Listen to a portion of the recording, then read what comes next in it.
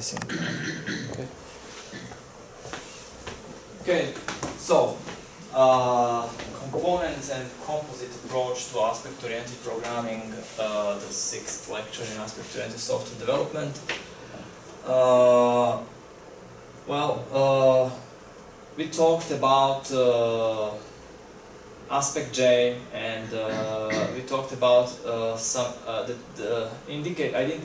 indicated some other possibilities that could be considered for composing things in an aspect-oriented manner. The idea of aspect orientation is much broader than its implementation in aspect J. However, when you make a programming language, it must be coherent and it must be accepted by the community. And aspect J did a great job at engaging people from the very beginning. It started a bit as a research project. Actually, it was by Gregor Kiceles, but it took all the effort to engage people in defining this language. Some first ideas were implemented in Lisp, although, so it was kind of quite a different thing. And in Common Lisp, clause where clause you have some possibilities related very much to what we know as advice in aspect J, because there are constructs that enable you to put something before or after or instead of a method. And it seems that there's where the idea for this came, and actually the meta-programming approaches that enable you to manipulate code. Some possibilities, some reflection in Java comes close to this idea, but it's not full-blown as in Smalltalk and some other languages where you can really manipulate your program from within the program itself, not just inspect what the elements of your program are, but you can affect them. So these reflective techniques and something called meta-object protocol in Smalltalk also gave the basis for what we know now as aspect orientation. But the thing was that you did not have really programmer-friendly or constructs that were sufficiently intentional for you to express what you're going to do. So the idea that Kiceles and colleagues came to was that you are affecting a bunch of joint points somehow, and you need to address these things effectively. So you know that those kinds of point cuts in aspect J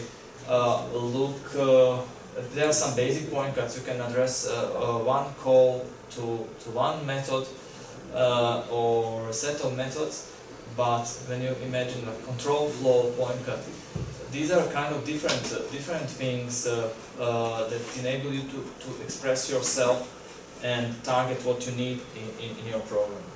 And then you can combine these things in all those wild ways and get very complex point cuts that address whatever you need. So that's where aspect J went. This is the one side of this. But we know that there are other things in software development that also where also we can talk philosophically about about different views, different perspectives, different aspects. A very strong idea, another very strong idea in software development was the idea of a component.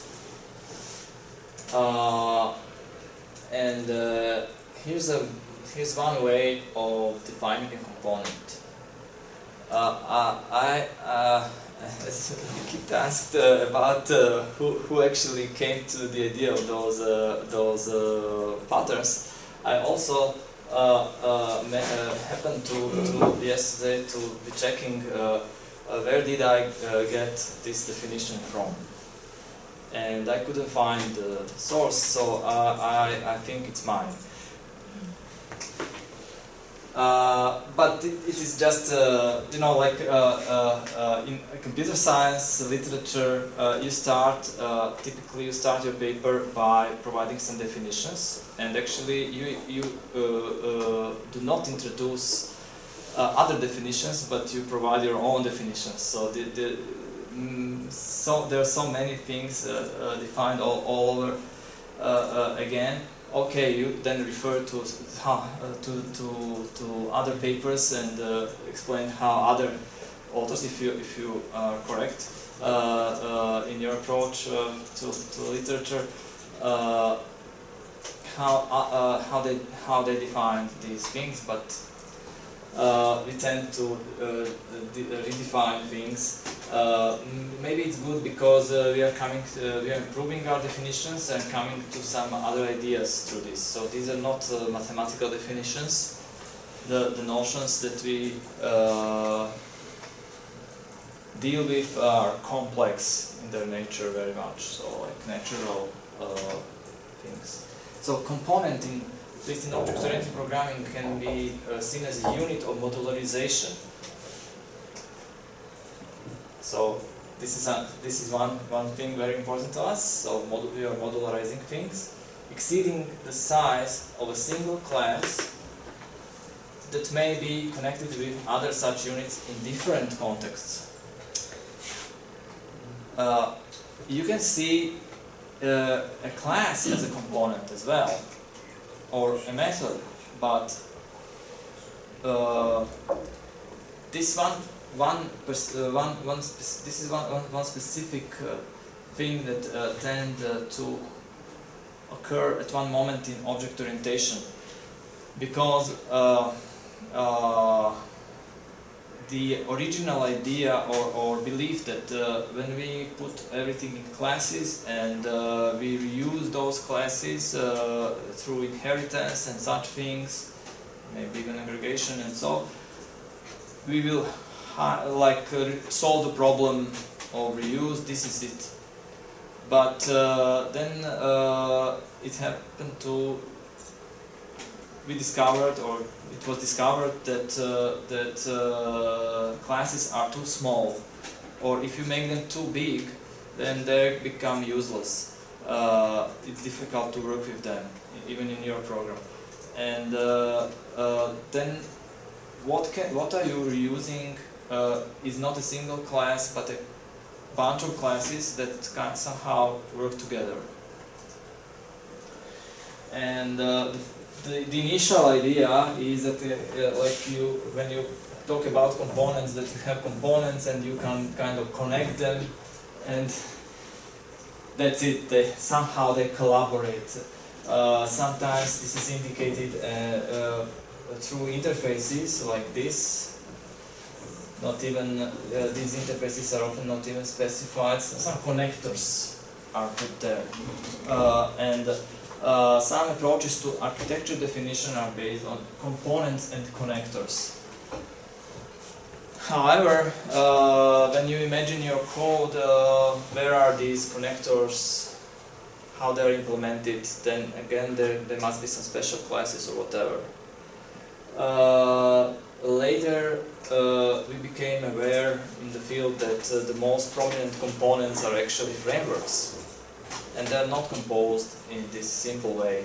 So they are composed so that you define the things that are missing there. So the missing points, the missing, you put the missing wheels into this mechanism. So, with the advent of aspect orientation, we can think of different of a different way to connect things. What does it mean to connect things? So you already know in aspect-oriented world that you are connecting things in a big different way. So you can affect what's happening, or you can compose things, the composition of things, where your classes are partially defined, and you put them together based on some conventions that you define, either by name or define element by element what is going to be where with respect to the other elements. By this we are targeting reuse, and as I said, we are not talking just about connecting things, but composing things.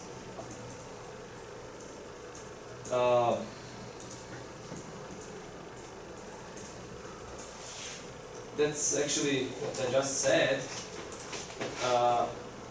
and I think this question is also not quite interesting to you at the moment, but you will probably confirm that in asymmetric AOP, your composition mechanism is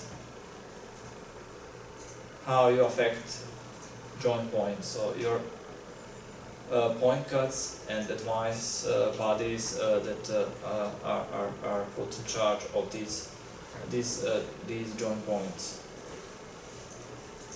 So this is one perspective. Okay, we have this, and we can say, okay, we can develop by this. We can develop a different kind of components. So maybe this component will be affecting this one. So this is not just like a connector, but some cross-cutting mechanism is involved, and some naive approaches to aspect-oriented modeling use these things. These are just quotation marks. Cross-cut. So actually, sometimes it might be useful to indicate that this is an aspect of, this is kind of your class component, or these are, here you may have even several classes connected, and here you might have several aspect elements, maybe some partial classes, and then you compose these. So your aspect actually can involve several things within itself, and it might look like this.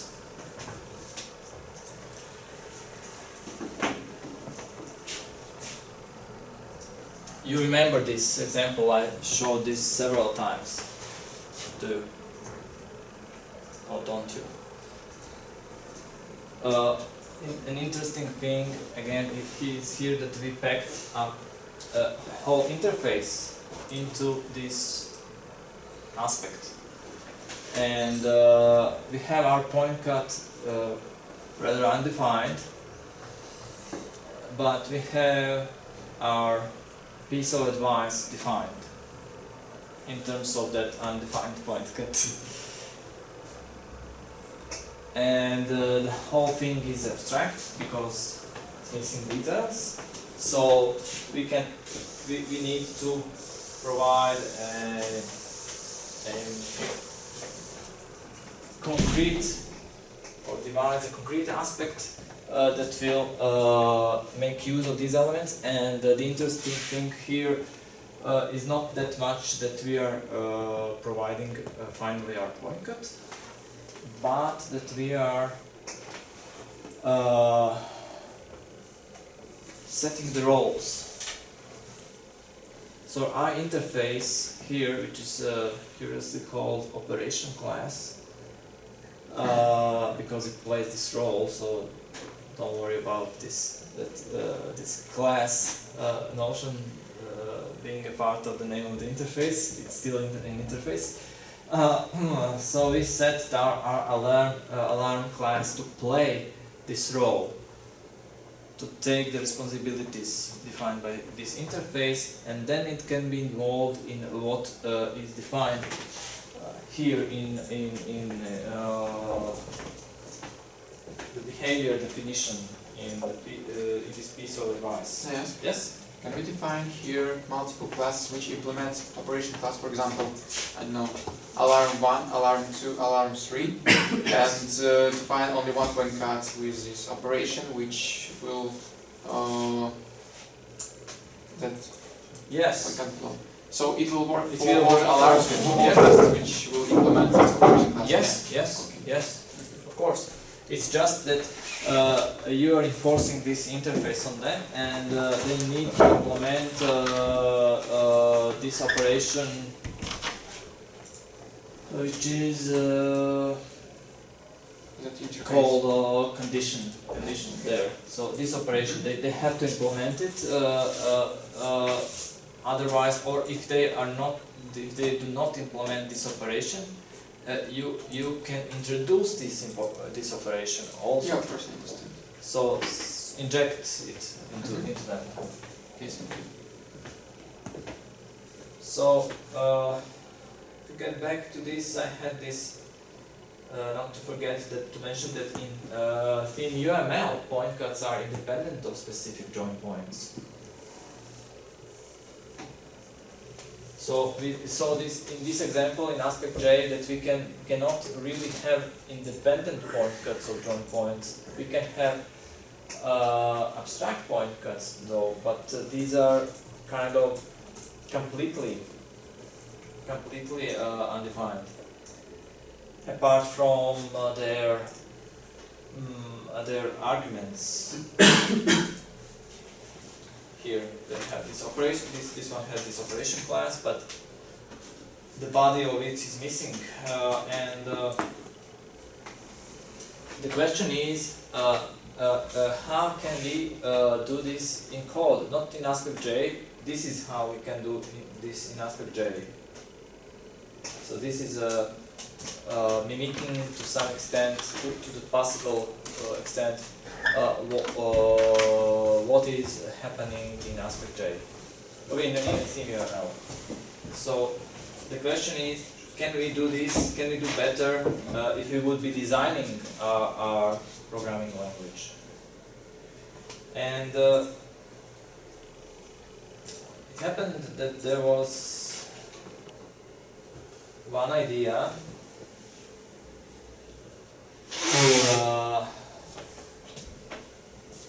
that looked a bit like this in one old language, not spoken anymore. Probably it was not ever used in to implement some industrial strength systems. It was a research prototype, but nevertheless it's interesting. And you can make then parallels to all those other newer languages that I don't know sufficiently, maybe, or I know some. I haven't an idea of them, but if you are fluent in some new dynamic programming languages, then it's easier for you to. It's easier that I tell you about this, and then you tell me about your examples that remind you or recall what I'll be presenting here. So this is no longer aspect J. So this class is not a normal class completely, because it has this construct called hook. A hook is something that you can hang on something else. Yeah? So it I think the metaphor is quite clear.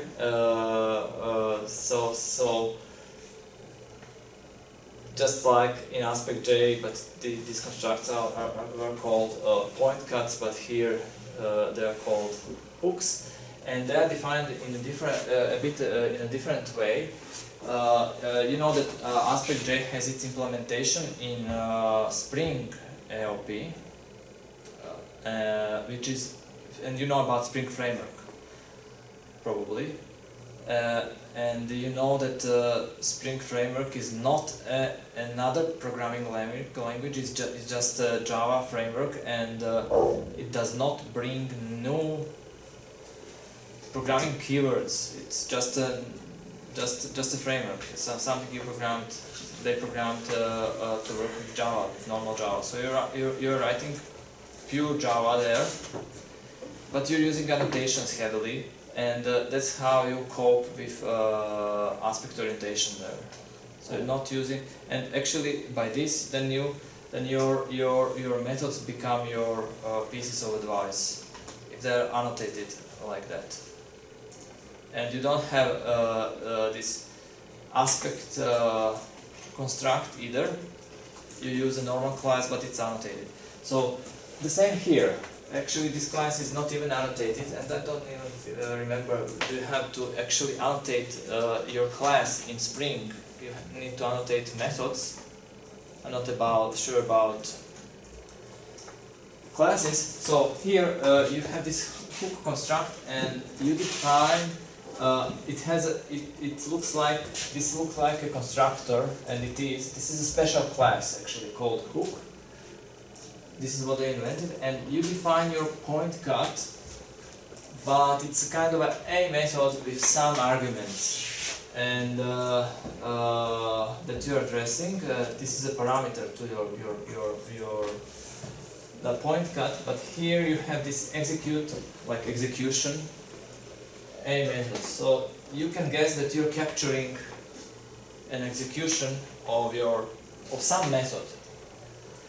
What method it is, we don't know yet, but we know that we are capturing its execution. So by this we can guess that it will be provided as an argument. It looks like this is not something that you can run, because it will address nothing. This is an unbound thing. What is it? I don't know. But yet it is better defined, just like in ThemeUML. You define your point cut in your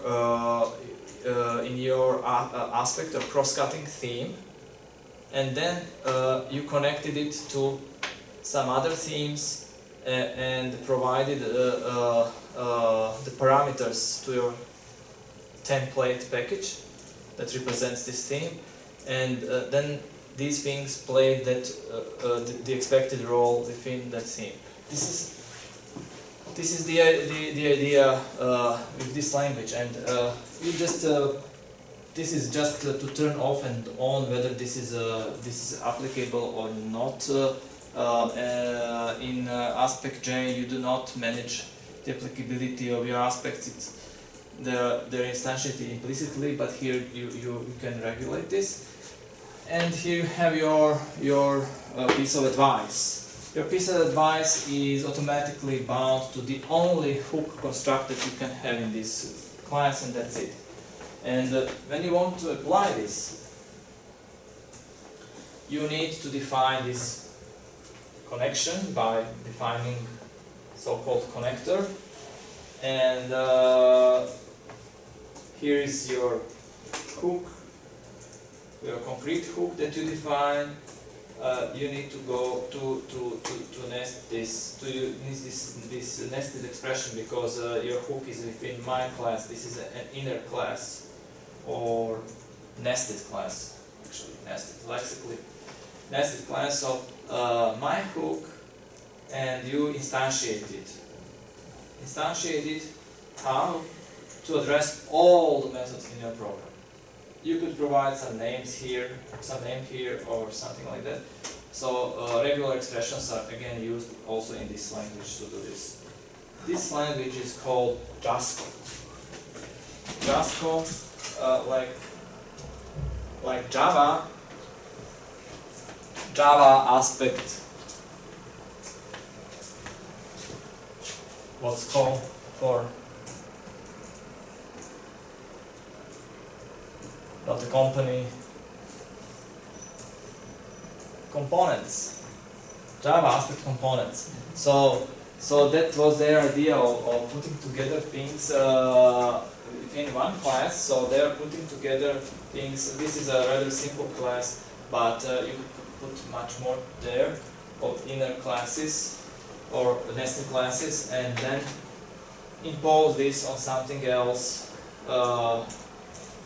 and compose this with something else by addressing certain joint points.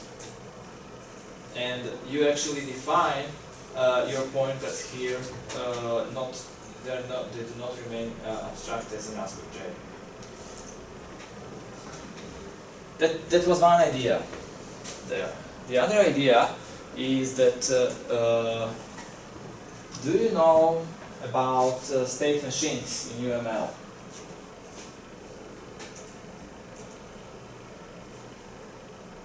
Yeah. State diagrams. Yeah. State machine diagrams. You know about them. How do you use them when you model software? We look for some state of the some functions of some object architecture and defines actions which happens when we enter the state, when we are inside the state, and we are leaving the state to some another. Where are those state machines in your program code? They can be abstracted. Not any, not directly. They are not directly there like this, but they define some things according to you implement your system. Yeah. But you have when you take into account class diagrams and then sequence diagrams, they have a direct image in code, don't they? Yeah, mostly. And state machines, not quite, but we feel they are useful in order to cope with the complexity of the idea of what we need to do, because they define what can happen under what conditions. And we tend to think very much in these terms normally, but our programming languages are not accommodated to this. So they do not enable us to transfer our state machines directly into code. And it might be very much like this with aspects. So this ability to perform an operation means that you might be looking for particular sequences of operations and that you actually cannot you can actually somehow decouple these things and implement this so that you achieve what you need, but this clear idea of I need to follow an execution of or call to some method only after some other method was called, and until some other method happened to be called, and then I stop following these things. For example, this is a kind of state machine way of thinking. This intention of yours will be lost in code.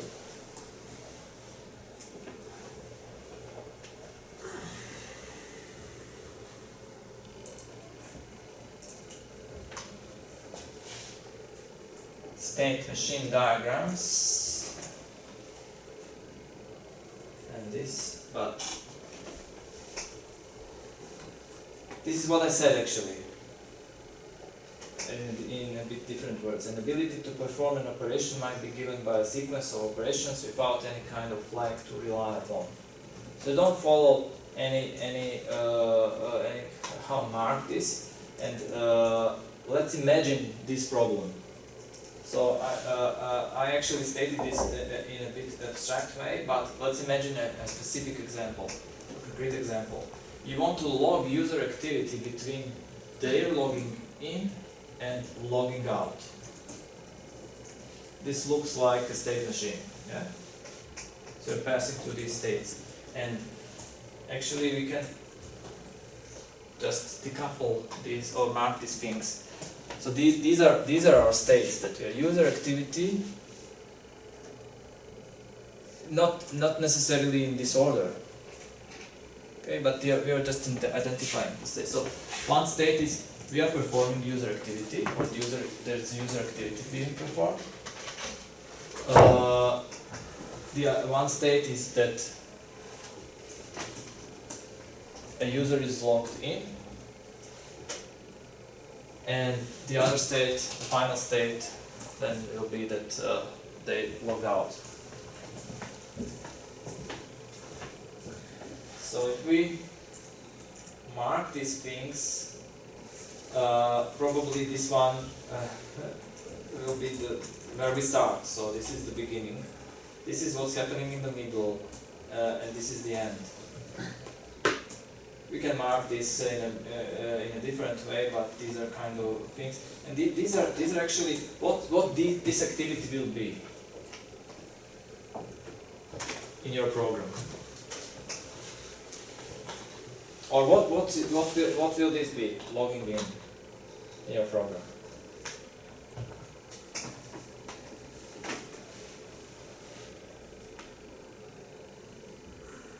If it is an object-oriented program. Init function, something like that. You mean that it will be class constructor? Maybe a constructor call, or in general, it will be some call to some operation. And if we instead count of there, constructor, we have to have then, or yes. there keyword. You wrote there. You mean then, or their user activity between their logging in, like it's like if we don't want to say he or she, her or he's logging in, like it's just a neutral pronoun. okay, okay. Sometimes it's used like this, and it predated all these gender things that came today or these days. So it's an older thing to avoid saying constantly her, his or her, or just referring to. Sometimes they use just her in order not to say his, but it's crazy. So I was not comfortable very much with this either, but I somehow adapted this. So it's imagine just users, like users activity, user activity, or maybe several users. So when users are taking some activity, what's happening in the program? Making some activity. It's all the same method calls, all the same. So you have to capture some method calls here, some other method calls at the beginning, or one or two, or maybe this will be one designated method for this, or constructor or whatever, but still it's a kind of a method call, or operation call that you can catch by your point cut, and logging out as well. So these are the things actually that we know about, and we know how to cope with them. But how to write this so that there is this state machine visible there, because we know what we want to do, and if our language would enable us to express this. So log method executions captured by the P2 point cut, but only between the execution of the methods captured by the P1 and P3 point cuts will be done. And actually, Jasco enables this. So you can put this state machine described like this in your point cut, in your hook.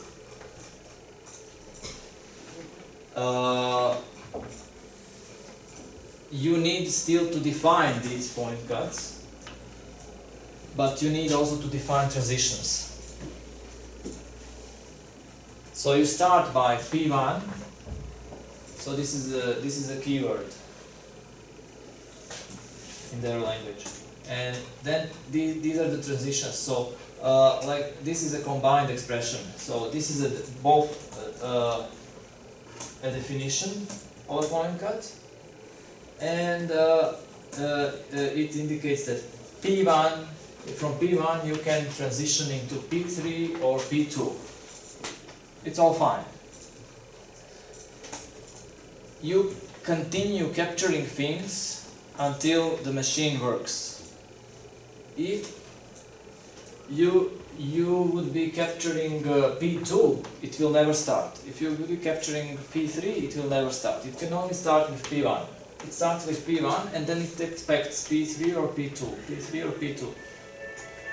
Sorry. Guys, to turn off the sound. So this is it.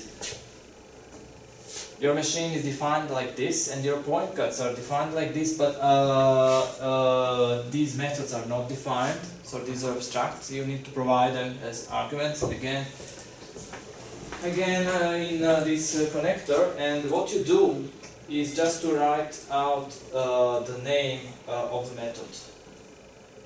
You print the name of the method. This joint point dot get name provides in this language. Similarly, it's similar to AspectJ, but you can just limit to this this joint point provides to the method name, and it made the connection may look like this. Or do I have the connector actually? Here. The connector can look like this.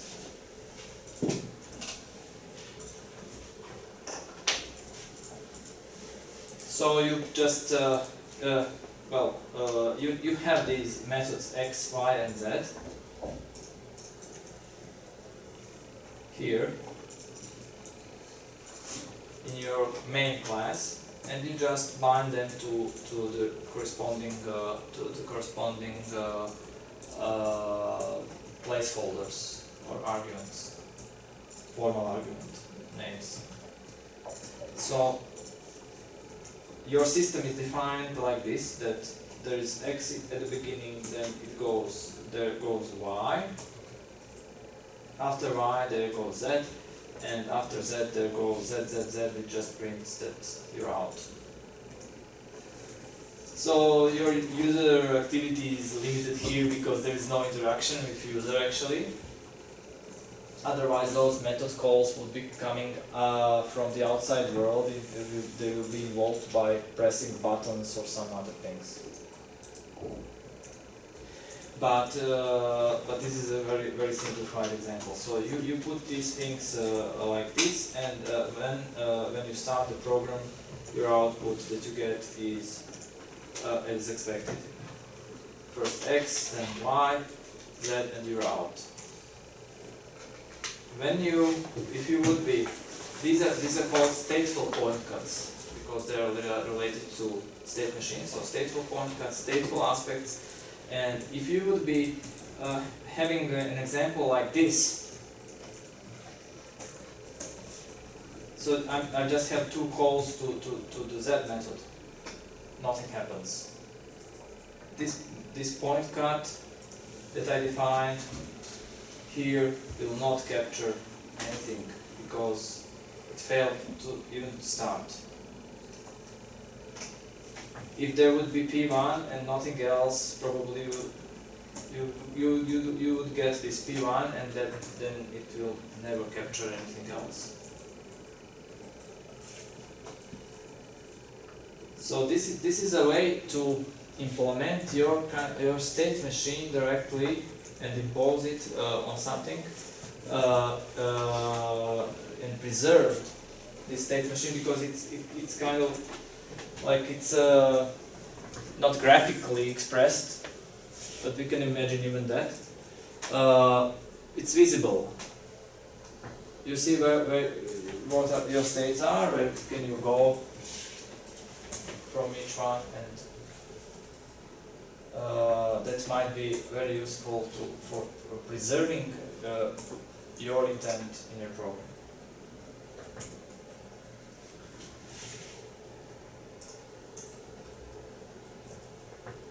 Just turn off this.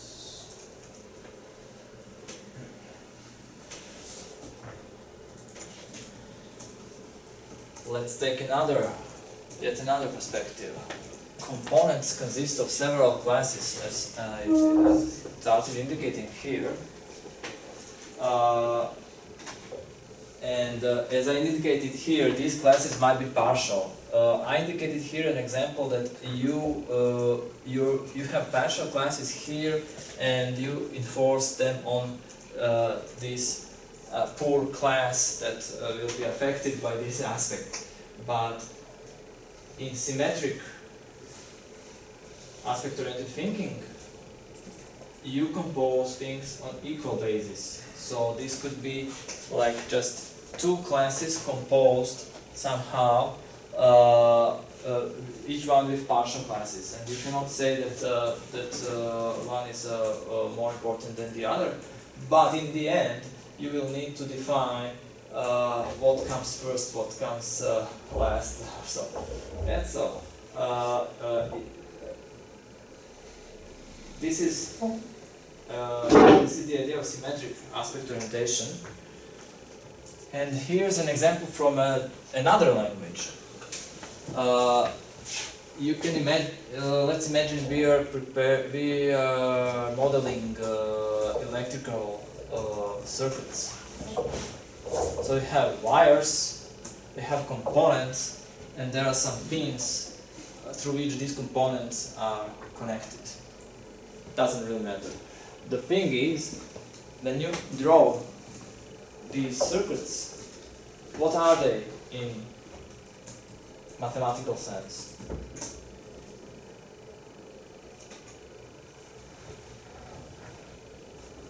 When you draw those electrical circuits, like whatever you have there, what are they? Have them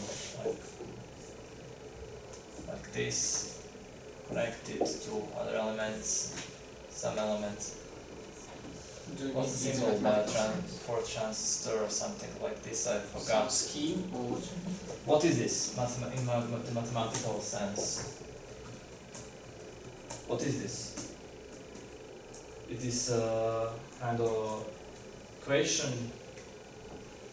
Is this I don't know, integral? It's a graph. And graph theory is quite developed, and you can calculate all kind of interesting things with graph algorithms. A very elaborate field. You don't have to invent these things yourself.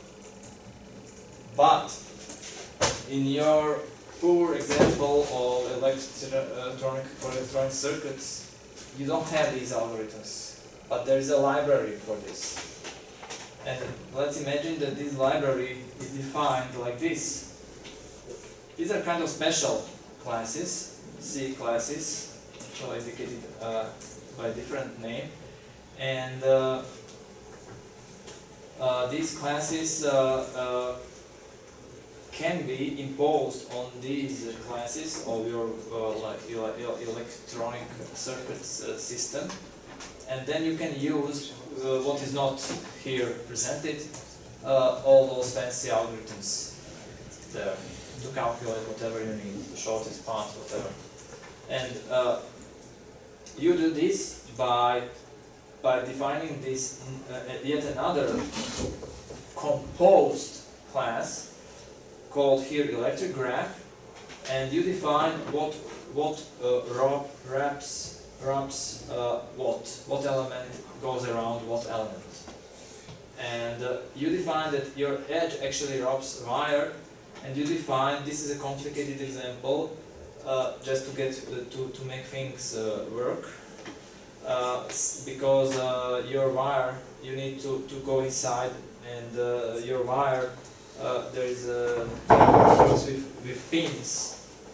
It connects two pins, which are components, and your pins, to know what component is connected, you need to get owner and so on. So you use this complex definition of to make things work. We don't go into details with this, but the idea is to wrap this general representation of something, or graphs or whatever, that can help you enhance your specific example,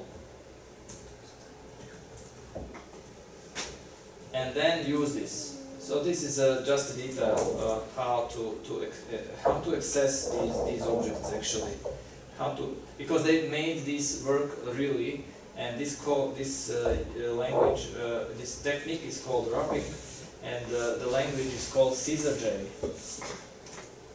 So it's yet another language based on Java, and it introduces these special classes that these do not look like point cuts or such things. There is no addressing of many points like quantification, as they call it in aspect J, but you are creating different views and composing them. Do you remember ORAM approach, object-oriented role analysis method by Vranić, and those strange views that I can even look for this, but it might be quicker if I just draw. Like, there were two perspectives that we were composing those job offers, the job offer example.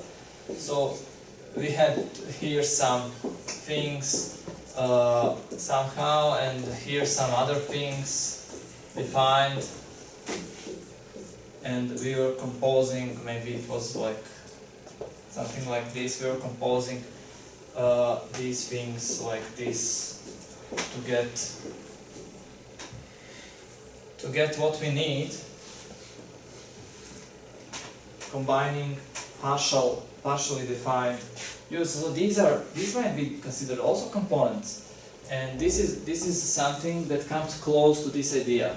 Although the syntax for these things is quite awkward, so we are not going into details, but the idea is interesting and comes close to this idea that Vranić presented with composing roles, and we understand aspects then as sets of collaborating roles. So this is our aspect, and the thing is a bit awkward because these are like this is of one quality and this is of different quality. So this is so-called Caesar class, a different kind of class, and this is just a normal class. But the idea behind again this was that you can have a lot of legacy code, old code that is written in plain Java, and you need to cope with it, to enhance it and use it in some other ways.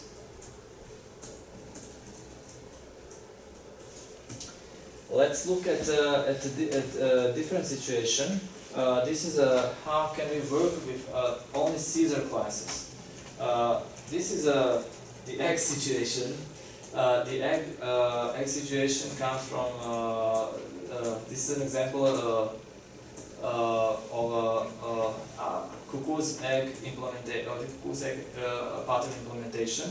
So let's just imagine that we have this Caesar class which define this egg, which is going to be substituted for another egg, as you know. So this is a class that we need to get rid of and put there another one. So the original egg situation is described here. It works with this egg situation, so it inherits this class, and this is this other idea in this Caesar J language, that they promoted these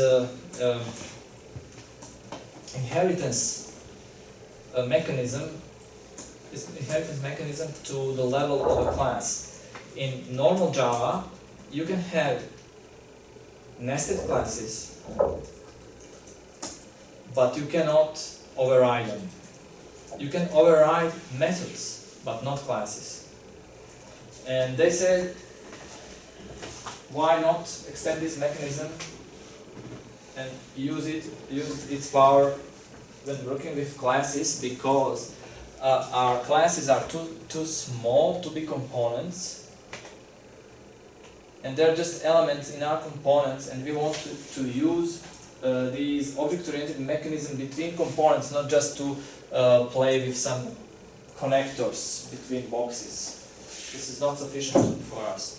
So you can inherit like this from this C class, and then you will inherit this egg here. But this egg here is overridden. The whole class is overridden by this one. And this just says this is the original egg. The nest says reports that there is a nest. Yeah, the nest contains the original egg. And when you actually execute this, you will get that the nest contains the original egg. In order to implement in this setting, in order to implement cuckoo's egg, you actually do this.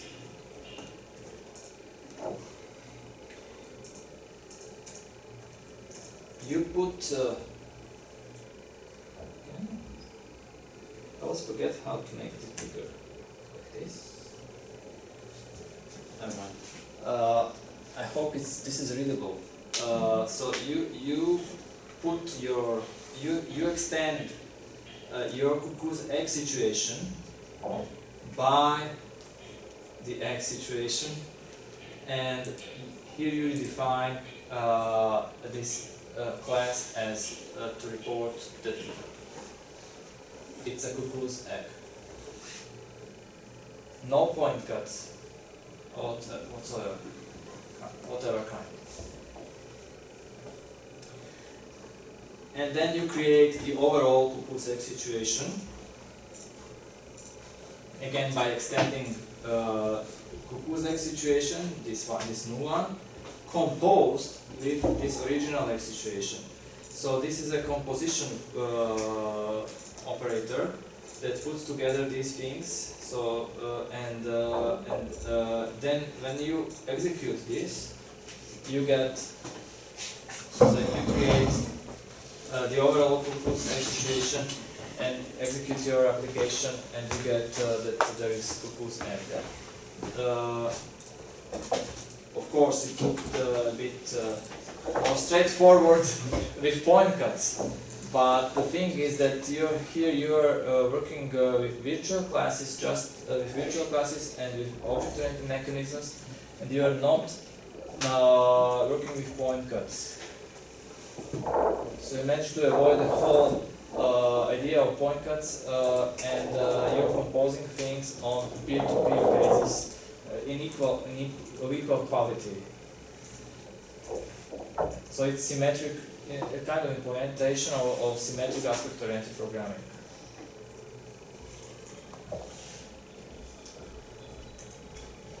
So this is what's reported. And these few ideas that I explained here are what I wanted to tell you today. So first we saw this aspect-oriented modelization, the idea, or I explained the idea of aspect-oriented modelization, that it can be applied to components, and actually there are several approaches to this, and I presented few of them. The way the aspects are connected can be decoupled from specific joint points. This is what we saw in JASCO. Again, in JASCO we saw the same language but a different approach. Point cuts may be based on state configurations. These are stateful aspects in JASCO, so kind of a different kind of components, state machine component that you can define there. And the last thing was this one: the components can be connected at the level of partial classes, which they consist of wrapping and virtual classes. Again, these are actually two mechanisms. So like some four mechanisms at least, four mechanisms different for working with aspects as components and composing them not just by simple connectors, as we simplify this idea of classes, but composing them with sufficiently complex mechanisms to cope with realistic situations. Okay. Questions, comments, impressions?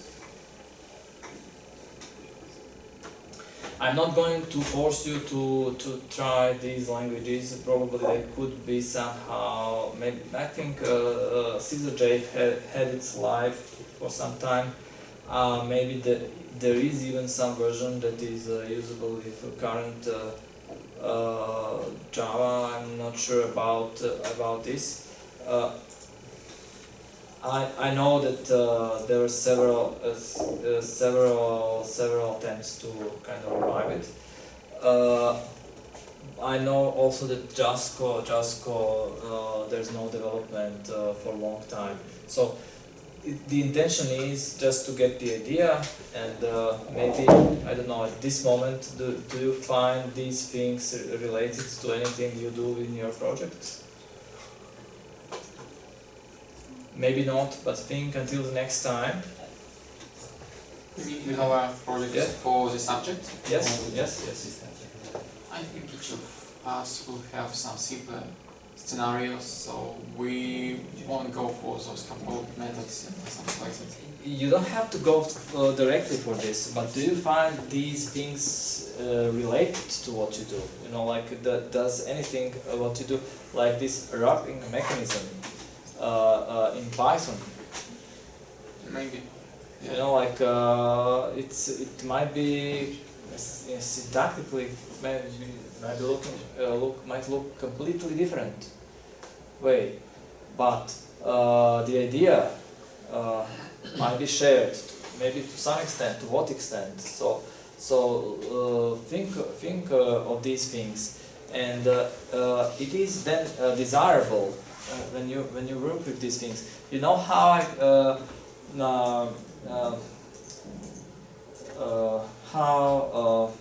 no one referred to Trygve Renskauk's work as being aspect-oriented,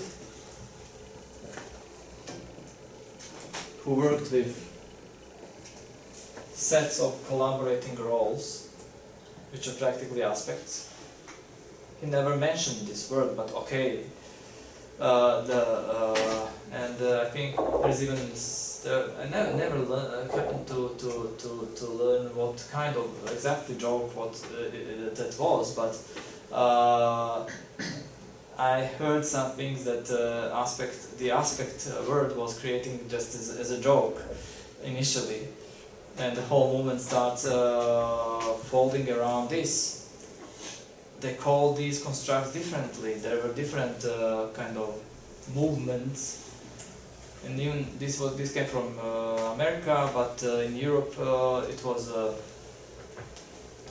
in Netherlands, and Mehmet Akşit defined some composition filters, which I'm not even mentioning here.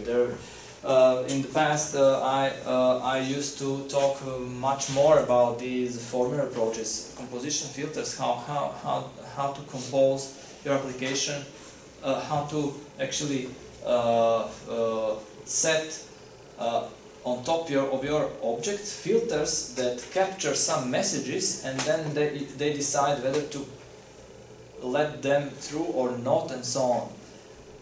Something like point cuts, but presented in a different way. And then the whole community agreed upon that this is all aspect oriented, and a big conference was established. A multi-million project called AOSD Europe started. It was financed by the European Union, so 10 million euros to put together a network of organizations that do aspect-oriented work, and then they mapped all the prototypes that happened to exist, and there were so many of those prototypes and so on. So, but everyone started calling this aspect-oriented. But somehow they missed to identify things that Trygve Renskau done way before this all this started. So this is like with agile software development. Everyone thinks that it started by some manifesto, and then they defined this is the way, because the old way was not good. The old way was the agile way. Then it became pre-processed with all those artificial processes introduced into software development, making people do according to perform their work according to some rules, but they normally collaborated. So if you let people work together, they tend to find their way. They're not stupid, or they're not robots. They communicate, they find their way out and manage the situations. Processes are always limited, because they tell you, you can do this, this or that. You cannot go outside of this. You will break the process. You don't know what will happen then. You're not reporting. You don't know what you're doing. It doesn't matter that your software is working. You're not reporting. So that's it. So the thing is that no matter how these newer languages do not denote themselves as aspect-oriented, you can find these constructs and you can relate to these prototypes, because people played with this, and it's nice to refer as aspect-oriented people did not refer to Trygve Renskau. It's nice to refer what aspect-oriented people, or people who were once aspect-oriented happen to have created. So please do look at the references at this lecture on the course website, and you might kind of open a paper or two and see what applies to your project, and refer to this, like at least as some related work. After you've done with everything, then there's this section called related work just before conclusions, which is appropriate just to make note. Okay, others have done this in some way, but here it is done a bit differently, or it is quite similar to what others have done. So no need for long explanation.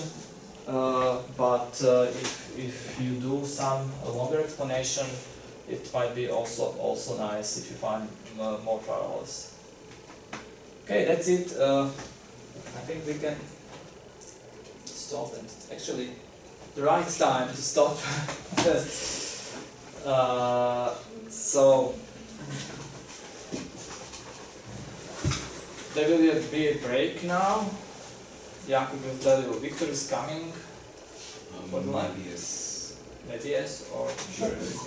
he's not here anymore. Yes, it's not. So there will be a break and then you continue. We went